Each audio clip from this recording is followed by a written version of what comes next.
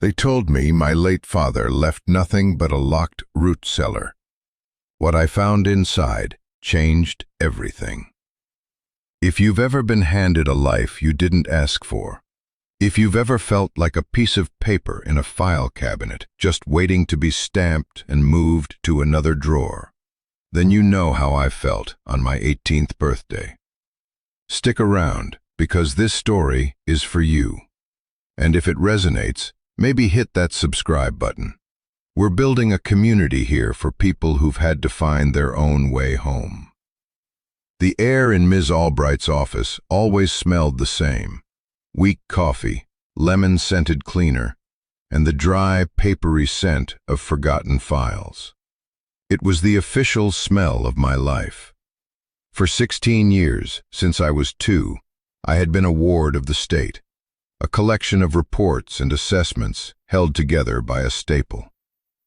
On that gray Tuesday morning, the day I legally became an adult, I was expecting the final report, the final signature, the final handshake that wasn't quite a handshake before I was pushed out the institutional door with a thin check and a list of shelters. Ms. Albright slid a manila envelope across her particle board desk. It made a soft, scratchy sound that seemed to echo in the too quiet room. She wasn't a bad person. She was just tired. The kind of tired that seeps into your bones from years of seeing kids like me come and go, each one a fresh tragedy that slowly becomes a familiar statistic. "Happy birthday, Leo," she said, her voice flat but not unkind.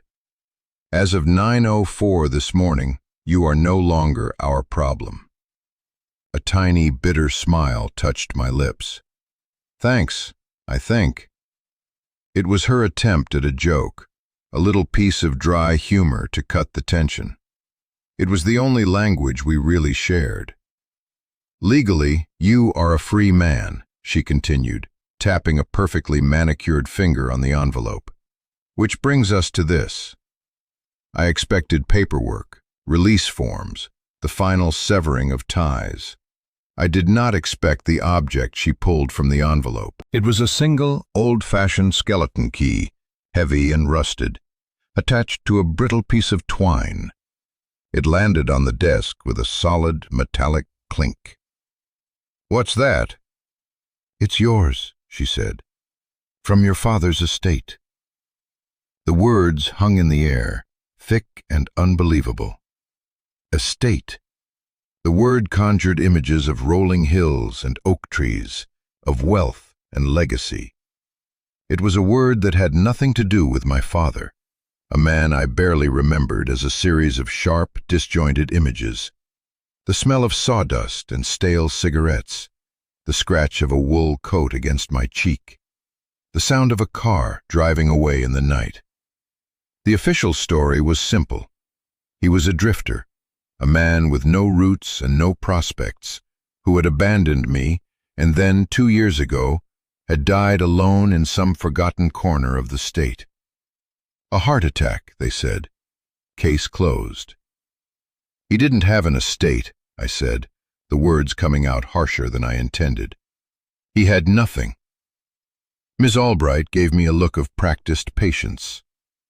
"He had a piece of property, Leo, a small parcel of land up north, near the town of Blackwood. A house, of sorts. The deed is in here." She nudged the envelope.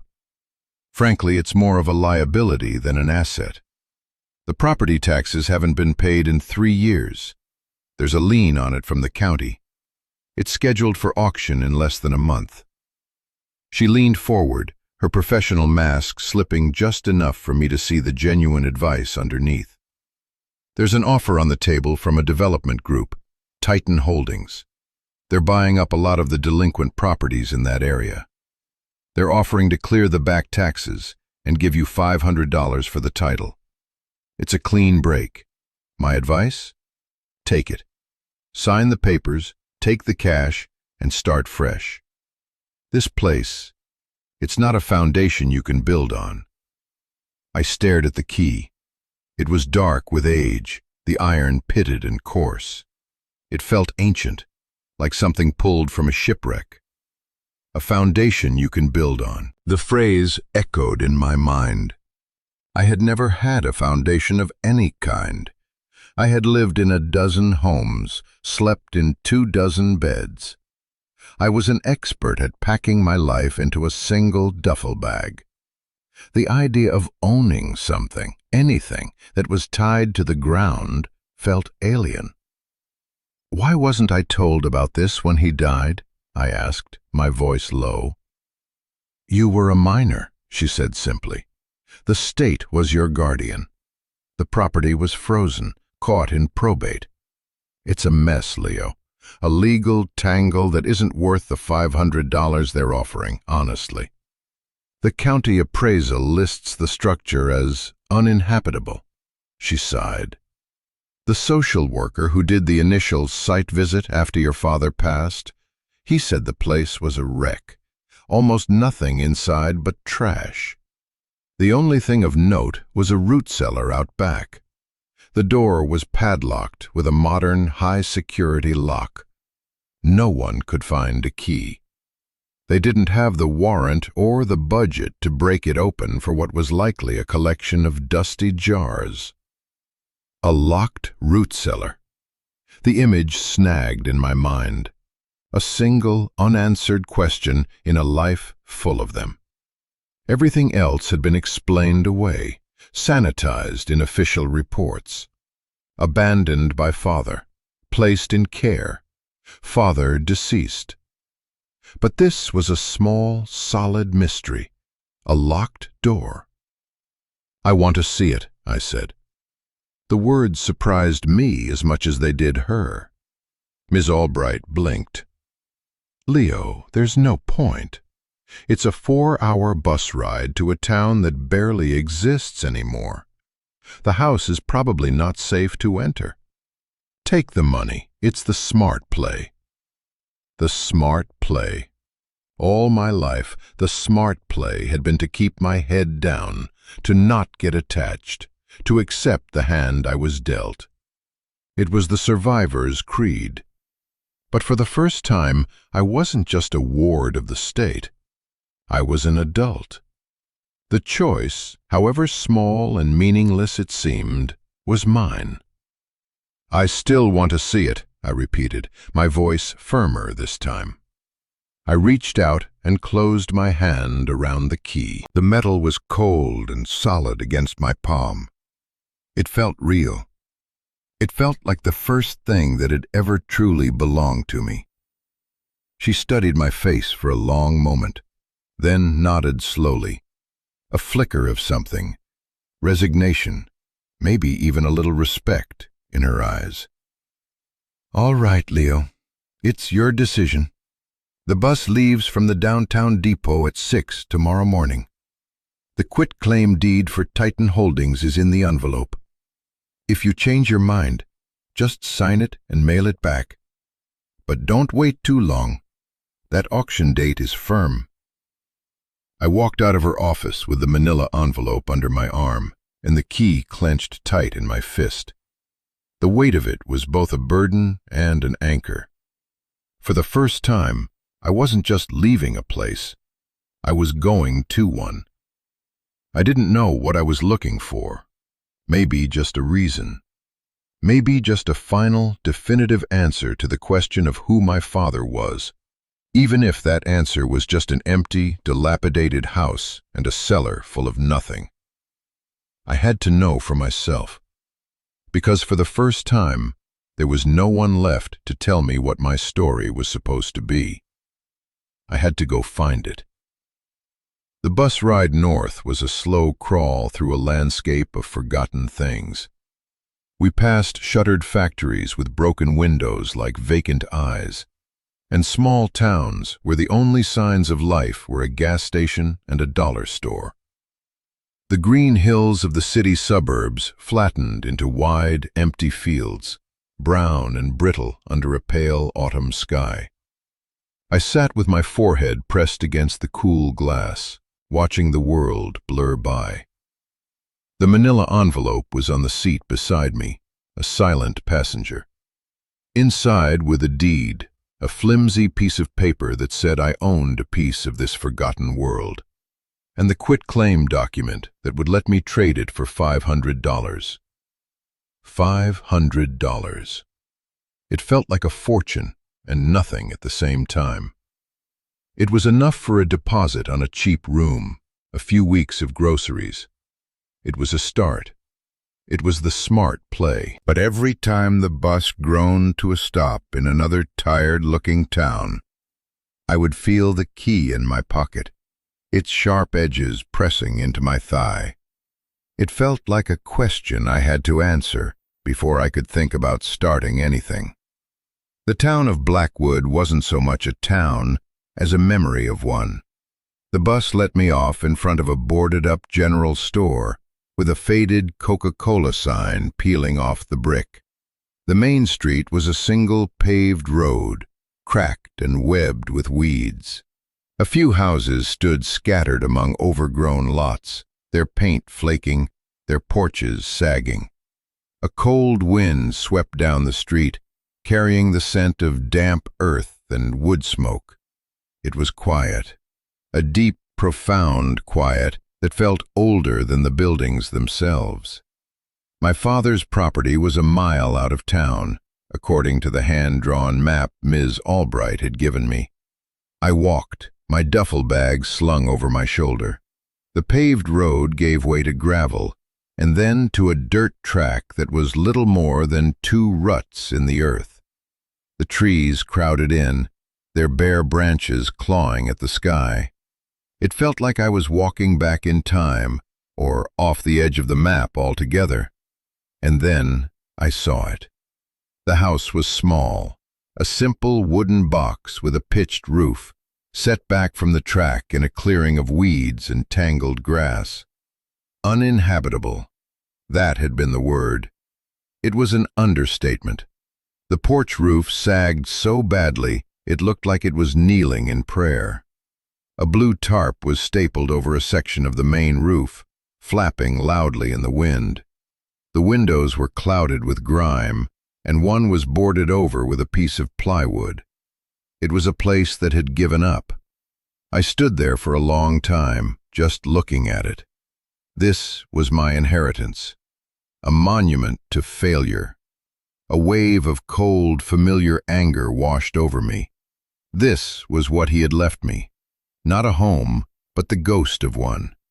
All the stories they'd told me about him, the ones I'd tried so hard not to believe, felt true in that moment. He was a man who couldn't even keep a roof from caving in. My hand went to the key in my pocket. It didn't fit the lock on the front door, which was a cheap, modern knob. It was already unlocked. I pushed the door open, and it groaned in protest, scraping a semicircle into the dust on the floor. The inside was worse than the outside. The air was thick with the smell of mildew and decay. What little furniture remained was broken and cheap. A kitchen table with one leg missing. A sofa with its stuffing spilling out like entrails. A mattress stained and bare in the corner of a small bedroom. The floor was littered with empty cans, old newspapers, and the kind of debris that accumulates when a person stops caring. I walked through the 2 small rooms, my footsteps echoing in the silence. This wasn't a home.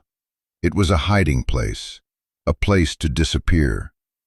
I felt a hollow ache in my chest.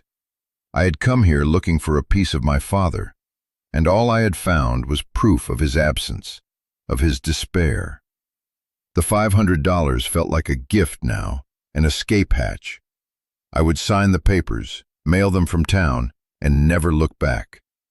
I would take the smart play. But first, there was the cellar. I went out the back door. The yard was a wild tangle of thorny bushes and dead grass, and there, set into a small man-made rise in the ground, was the cellar door. It was not the flimsy wooden hatch I had imagined. It was a thick slab of steel, painted gray, with heavy-duty hinges bolted directly into the concrete frame. And on the front, securing a thick hasp, was not an old, rusted padlock, but a heavy, disc-shaped lock made of hardened steel.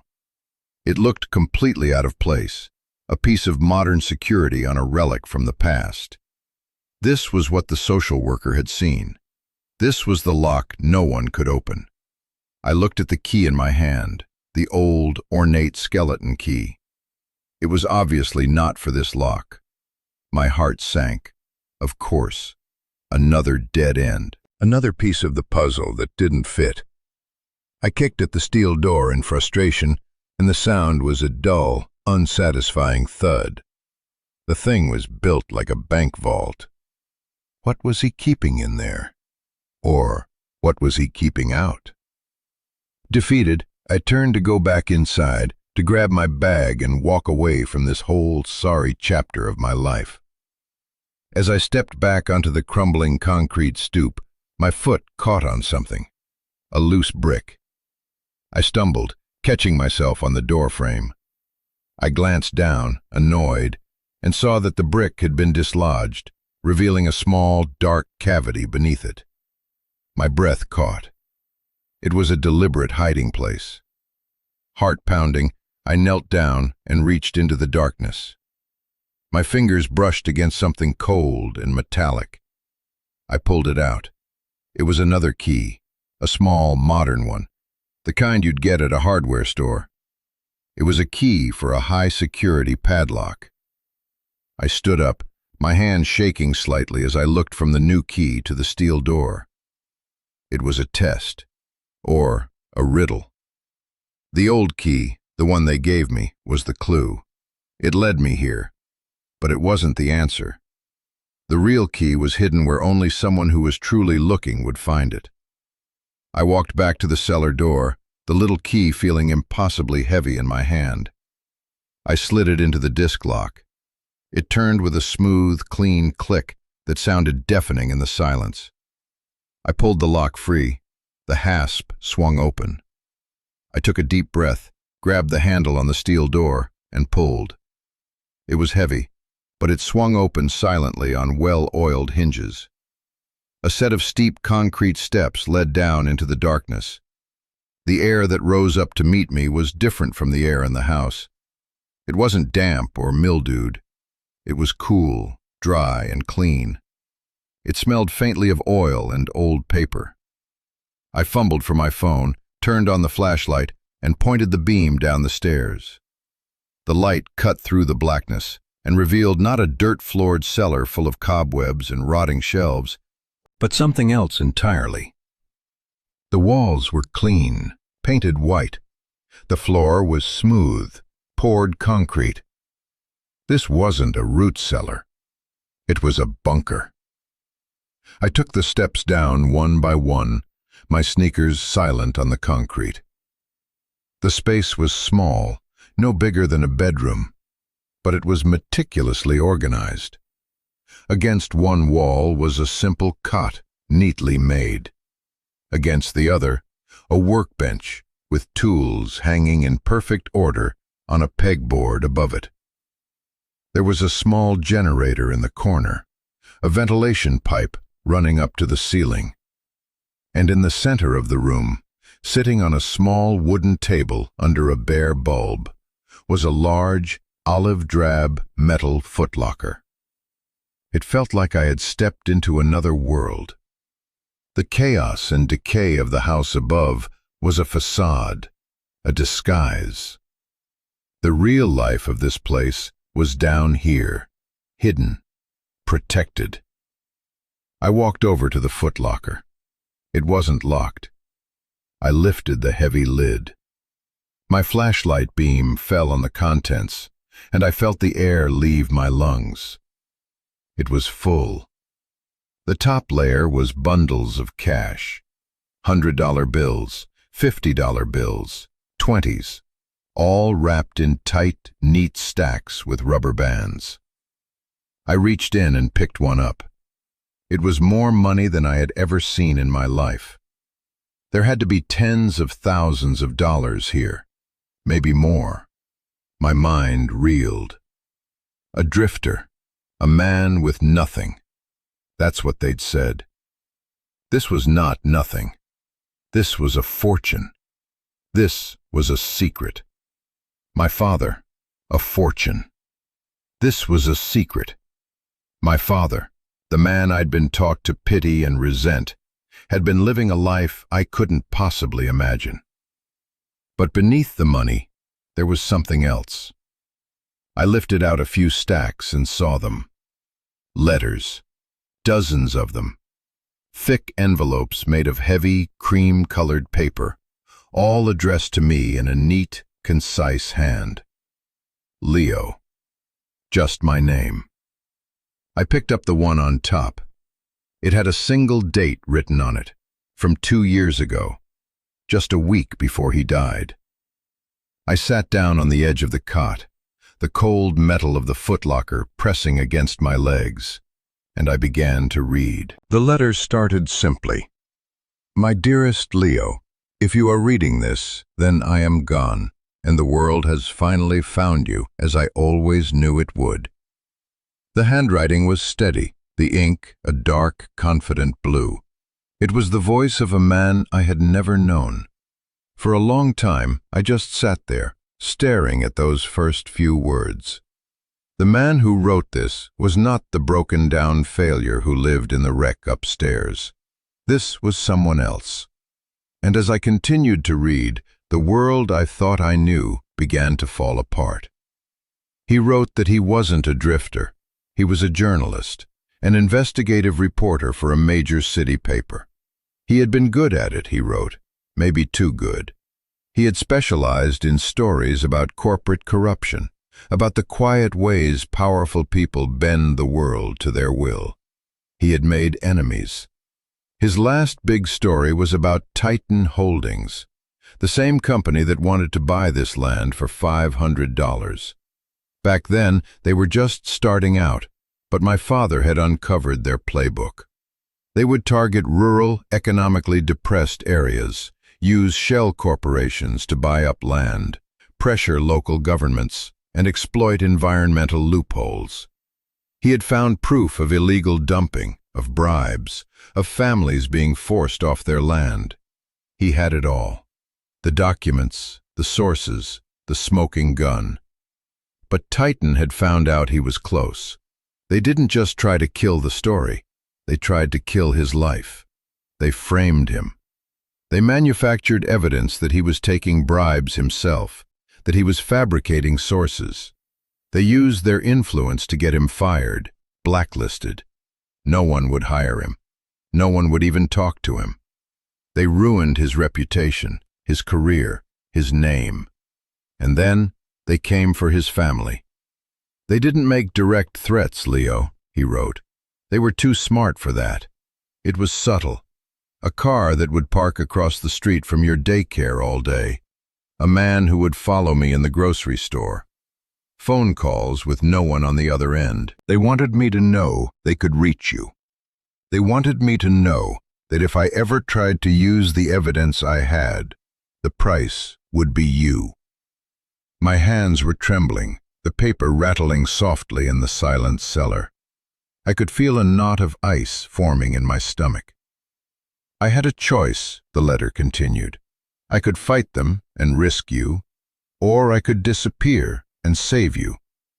It wasn't a choice at all. I took the evidence I had, every last piece of it, and I vanished. I became the man they wanted me to be, a ghost, a failure, a drifter who abandoned his son. I had to let the system take you, Leo. It was the last place they would ever look for a person of any importance. I knew the state would give you a roof, food, an education. It was a cold comfort, but it was the only way I could guarantee you would be safe. It was the hardest thing I have ever done. Every day for 16 years has been a penance for that decision. I had to stop reading. I put the letter down on the cot, my vision blurring. The story of my life, the one I had carried for so long, the story of being unwanted, of being left behind, it was a lie. It was a shield. My father hadn't abandoned me. He had sacrificed his entire life to protect me. The anger I had felt standing in front of that ruined house curdled into a grief so profound it felt like I was drowning. I cried. I cried for the little boy who thought his father didn't love him. I cried for the teenager who hardened his heart against the world to survive. And I cried for the man I never knew, who had lived out his days in hiding, alone in this concrete box, writing letters to a son he couldn't see. After a long time, my tears subsided, leaving me feeling hollowed out and raw. I picked up the letter again. There was more. He explained that this property was the one thing they couldn't trace back to him, bought years before under a different name. The house upstairs was a decoy, a carefully maintained stage set of poverty and neglect. This cellar was his real home, his office, his vault. He had spent the last years of his life taking odd jobs for cash, unskilled labor, under-the-table construction work, anything that wouldn't create a paper trail. And every spare dollar, he wrote, went into this footlocker. For me. "It's not a fortune, son," he wrote, "but it should be enough. Enough for a real start, for college, or a down payment on a real home, or just a cushion so you can figure out who you want to be without the world pressing in on you. Take it, Leo. Disappear just like I did. Build a good life, a quiet life. Do not look back. That is all I have ever wanted for you." I looked at the stacks of cash. It was blood money. Not in the sense that it was stolen, but in the sense that it had been earned with every beat of his lonely, broken heart. It was the physical manifestation of 16 years of sacrifice. But there was another section to the footlocker, a compartment underneath the letters and the money. I lifted a false bottom, and my breath hitched. It was full of files, thick folders labeled with dates and names, cassette tapes, USB drives, photographs. It was the investigation, the evidence against Titan Holdings. He had kept it all. And on top of the files was one last letter, sealed in a separate, heavier envelope. It had only 2 words on the front: "The choice." My fingers felt numb as I opened it. "Leo," this letter began, "I have given you an escape. The money is your freedom. You have earned it just by surviving. But I must also give you the truth. The evidence is here, all of it. Enough to bring Titan Holdings to its knees. Enough to get justice for me and for all the other families they destroyed. But this path is not without cost." He explained it with a chilling clarity. If I were to bring this evidence to light, the money would become part of the investigation. It would be seized, catalogued, and likely held up in legal battles for years, if I ever saw it again at all. It was the fruit of an undocumented life. Legally, it was suspect. Furthermore, Titan was bigger and more powerful now than they had ever been. They had lawyers, politicians. They would fight back. They would try to destroy me, just as they had destroyed him. "They will say I was a criminal," he wrote. "They will say this money is proof of my corruption. They will drag your name through the mud alongside mine. It will be ugly, and it will be dangerous. I am giving you this choice because you are a man now, and you must choose your own battles. You can take the money and live the life I bought for you. There is no shame in that. It is what I wanted for you. Or you can take this evidence and fight the war I could not. You cannot do both. One is a life of peace. The other is a life of purpose. I cannot tell you which to choose. I can only tell you that I love you, and I am proud of the man I know you have become. Your father. I let the letter fall into my lap. The silence in the cellar was absolute. It felt like the whole world was holding its breath, waiting for my answer. Peace or purpose, money or justice, the easy wrong or the harder right. My entire life had been about survival, about taking the smart play, about securing my own safety because no one else would. The money was safety. It was a new identity, a clean slate, a life without looking over my shoulder. It was everything I had ever dreamed of. Justice was an abstract concept. It was a fight that wasn't mine, for a man I didn't know, against an enemy I couldn't see. It meant giving up the only security I had ever been offered, for a chance at, what? Vindicating a ghost? Saving a town I'd just arrived in. I sat there for hours as the day faded outside, the cellar growing colder around me. I read every single letter my father had written. Letters for birthdays he had missed, for graduations he would never see. Letters full of advice, of memories of me as a toddler, of his hopes for my future. I pieced together a portrait of a man who was brilliant and funny and loving and impossibly brave. A man who had been erased. The weight of his life, his sacrifice, settled on me. He had given up everything so I could be safe. He had bought my freedom with his own. If I took the money and ran, his story would end here in this concrete box. The official record would still call him a failure, a drifter, a deadbeat dad. Titan Holdings would win. They would have taken his career, his family, and ultimately his name. They would have erased him completely. And they would continue. They would keep buying up towns like Blackwood, poisoning rivers and ruining lives, all while being celebrated as titans of industry. I thought about Ms. Albright's words. It's not a foundation you can build on. She was talking about the house, the land. But she was wrong. This place, this story, this choice, it was the only real foundation I had ever been given. Listen, if you've made it this far into my story, it's probably because some part of this resonates with you. Have you ever been faced with a choice where the easy path and the right path were two completely different roads? Where every instinct for self-preservation screamed at you to run, but your heart told you to stand and fight? It's a lonely place to be.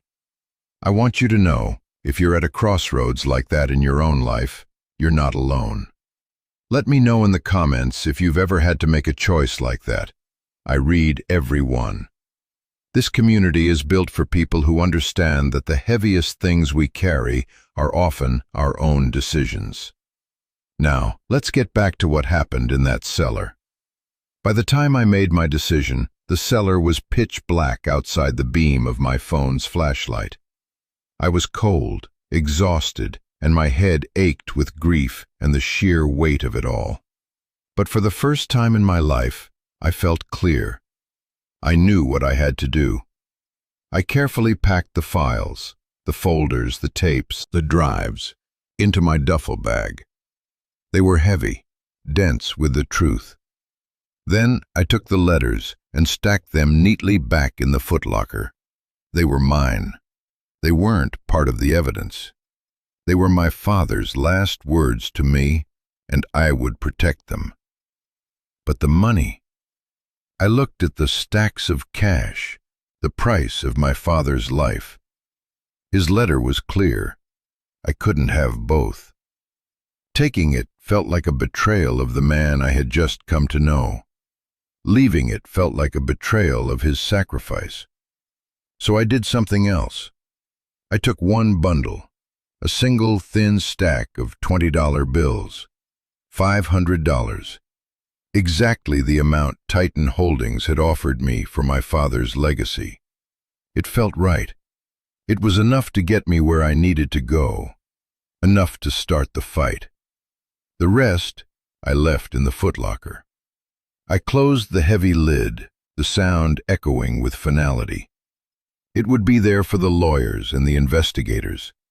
It would be Exhibit A in the case against Titan, proof of the life my father was forced to live. I climbed the stairs and stepped out into the cold night air. The stars were brilliant in the moonless sky, scattered like spilled salt across black velvet. I had never seen so many. In the city, in the group homes, the sky was always a dull orange glow. Here, it was infinite. I took a deep breath of the clean, cold air and felt a sense of calm settle over me. I wasn't a scared kid anymore. I was my father's son. The next morning, I walked the mile back into town. The place looked different to me now. It wasn't just a collection of rundown buildings. It was a community on its last legs, being squeezed to death by a corporate predator. It was the place my father had chosen for his last stand. It was my battlefield now. There was a single payphone outside the shuttered general store. I used the change in my pocket to make 2 calls. The first was to Ms. Albright. "Leo?" she answered, her voice sounding surprised. "Did you sign the papers?" "No," I said, my voice steady. "And don't let anyone else sign anything. I'm not selling." There was a pause on the other end of the line. "Leo, what's going on? Did you find something?" "I found everything," I said. "I can't explain right now, but don't worry. I'm making the smart play." I hung up before she could ask any more questions. The second call was harder. In his last letter, my father had mentioned one person he had trusted, a young reporter who had worked with him early on, a woman named Sarah Jenkins. He said if she was still in the business, she was the only one who would have the courage to touch this story. He had included her last known phone number. I prayed it was still good. A woman answered on the 3rd ring. "Jenkins?" Her voice was sharp, impatient.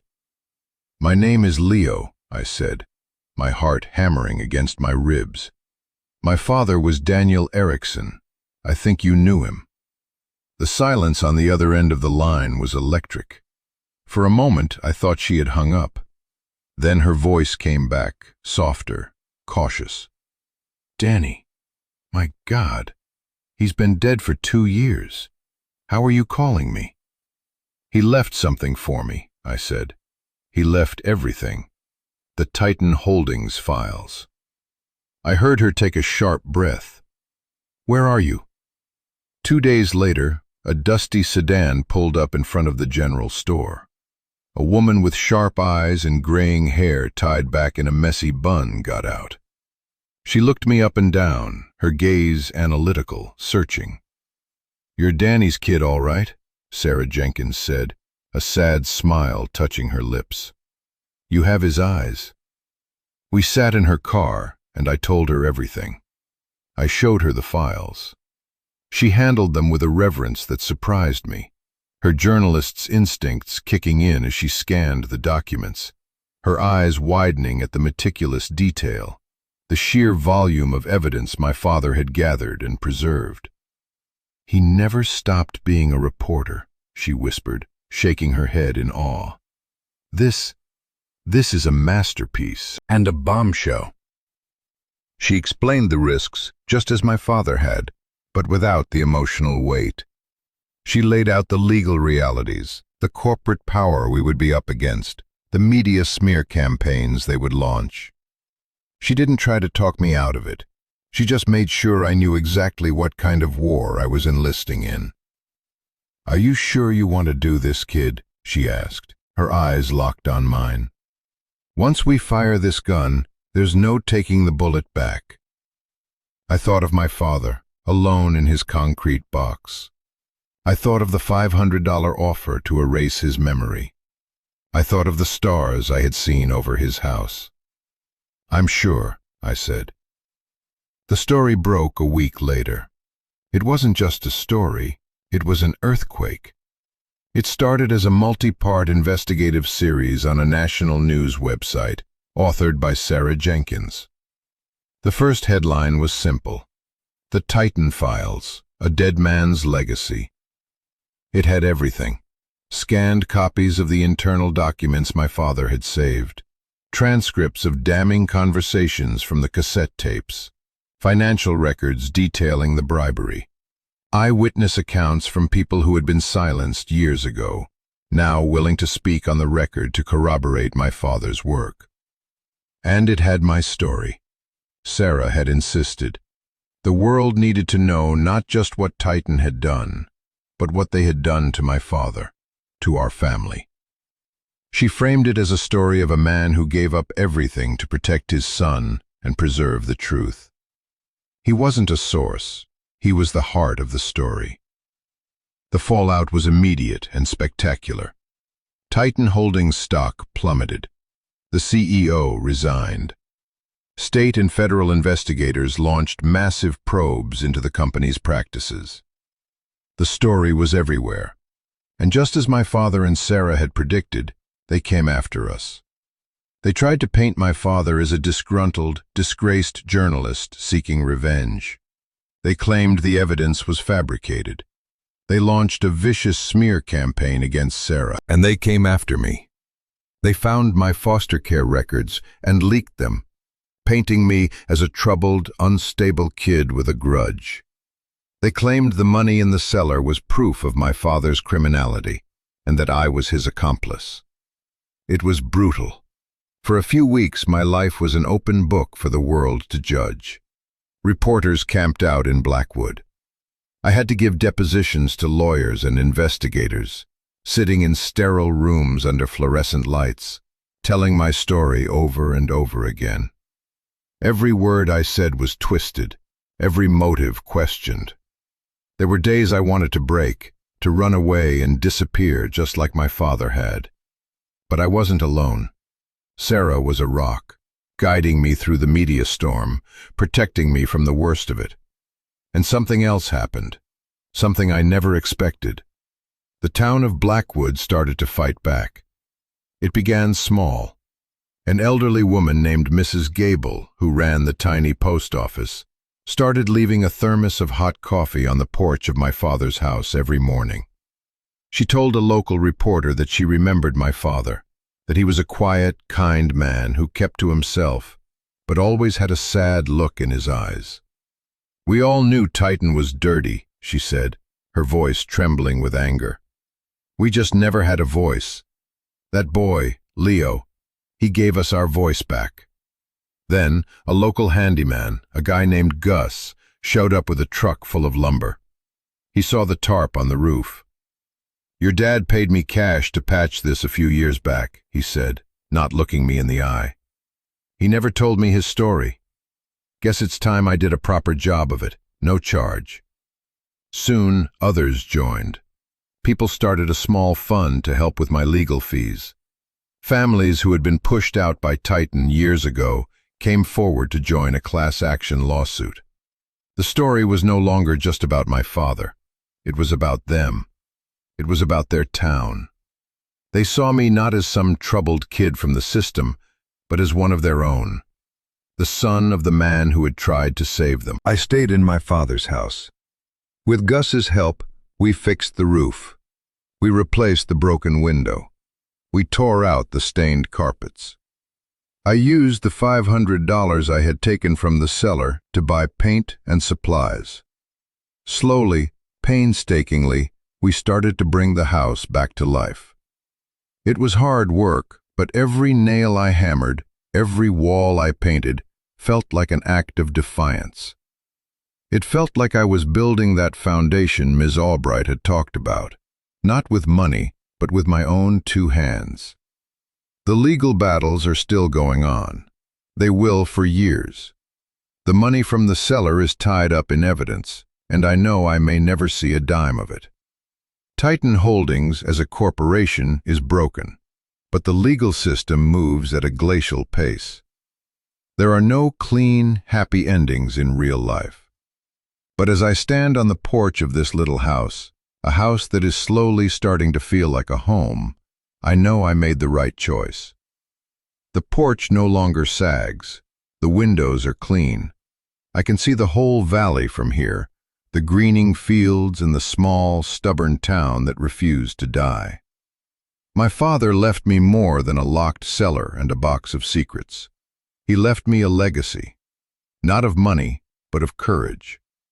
He taught me that a person's worth isn't measured by what they own, but by what they are willing to fight for. He gave me a home, not by handing me a deed, but by showing me a place where I was willing to make a stand. He gave me a family, not of blood, but of community, forged in a shared struggle. I found my father, not in memories or photographs, but in the choice he gave me. And in making that choice, I found myself. This whole journey started with a key and a locked door. And I think, in a way, we all have locked doors inside of us. Rooms full of secrets, of old wounds, of choices we're afraid to make. Maybe your inheritance isn't a cellar full of cash and evidence. Maybe it's a story someone told you about yourself that you're ready to stop believing. Maybe it's the chance to forgive someone, or to ask for forgiveness. Maybe it's the choice to stand up for something you believe in, even if it's the harder path. Whatever it is, I hope you find the courage to turn the key. Thank you for listening to my story. If it meant something to you, please consider subscribing to the channel. We're all just trying to make sense of the legacies we've been given and the ones we want to build. Share your story in the comments below. What's the most valuable thing you've ever inherited that had nothing to do with money? I'll be reading as always. You are not alone.